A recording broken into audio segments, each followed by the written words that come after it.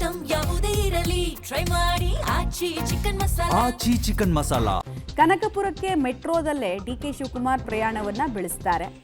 ವಿಧಾನಸೌಧದಿಂದ ಕನಕಪುರ ರಸ್ತೆ ತನಕ ಮೆಟ್ರೋದಲ್ಲಿ ಪ್ರಯಾಣವನ್ನ ಬೆಳೆಸೋದ್ರ ಮೂಲಕ ಗಮನ ಸೆಳೀತಾ ಇದ್ದಾರೆ. ಝೀರೋ ಟ್ರಾಫಿಕ್ ತೊಂದರೆಯನ್ನು ತಪ್ಪಿಸೋದಕ್ಕೆ ಮೆಟ್ರೋ ಮೊರೆ.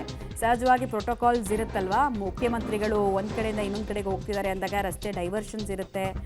ಪ್ಲಸ್ ವೀಕೆಂಡ್ ಅಂತ ಹೇಳಿದ್ರೆ ಯೂಶಲಿ ಮೆಟ್ರೋ ಡಿಪೆಂಡೆನ್ಸಿ ಜಾಸ್ತಿ ಜನಕ್ಕೆ ಇರುತ್ತೆ, ಸುತ್ತಾಟ ಬೇರೆ ಬೇರೆ ಕೆಲಸಕ್ಕೆ ಅಂತ.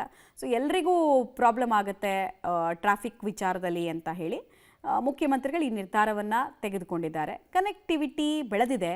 ಕನೆಕ್ಟಿವಿಟಿಯನ್ನು ಬಳಸ್ಕೊಳ್ಳೋ ಕೆಲಸವನ್ನು ಮುಖ್ಯಮಂತ್ರಿಗಳು ಮಾಡೋದ್ರ ಮೂಲಕ ಎಲ್ರಿಗೂ ಕೂಡ ಅಡಿಪಾಯ ಹಾಕ್ಕೊಡ್ತಿದ್ದಾರೆ. ಹಿಂಗೂ ನೀವು ಬಯಸಿದರೆ ಹೋಗಬಹುದು ಬೇಕಾದ ಜಾಗಕ್ಕೆ ಅನ್ನೋದನ್ನು ತೋರಿಸ್ಕೊಡುವಂತಹ ಪ್ರಯತ್ನವನ್ನು ಮಾಡ್ತಾ ಇದ್ದಾರೆ.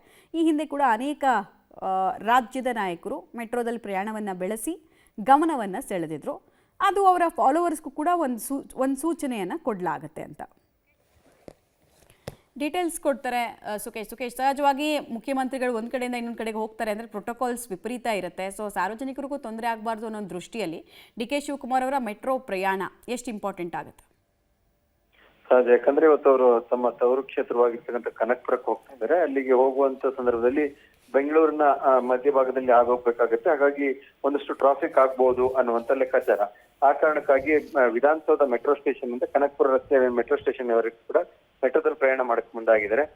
ಒಂದು ರೀತಿಯಲ್ಲಿ ಹೌದು, ಸಿಎಂ ಮೂವ್ಮೆಂಟ್ ಇದೆ ಅಂದ್ರೆ ಸ್ವಲ್ಪ ಟ್ರಾಫಿಕ್ ಕಿರಿಕಿರಿ ಅದೆಲ್ಲ ಇರುತ್ತೆ. ಬಟ್ ಇವತ್ತು ಭಾನುವಾರ ಆದ ಕಾರಣ ಅಂತ ದೊಡ್ಡ ಮಟ್ಟಿಗೆ ಟ್ರಾಫಿಕ್ ಅಲ್ಲದೆ ಇದ್ರು ಕೂಡ ಇಲ್ಲ, ಅದು ಬೇರೆ ಜನಸಾಮಾನ್ಯರಿಗೆ ಭಾನುವಾರ ದಿನ ಕೂಡ ಸಮಸ್ಯೆ ಆಗ್ಬಾರ್ದು ಅನ್ನುವಂತ ಲೆಕ್ಕಾಚಾರದಲ್ಲಿ ಹೊರಟಂತೆ ಕಾಣಿಸ್ತಾ ಇದೆ.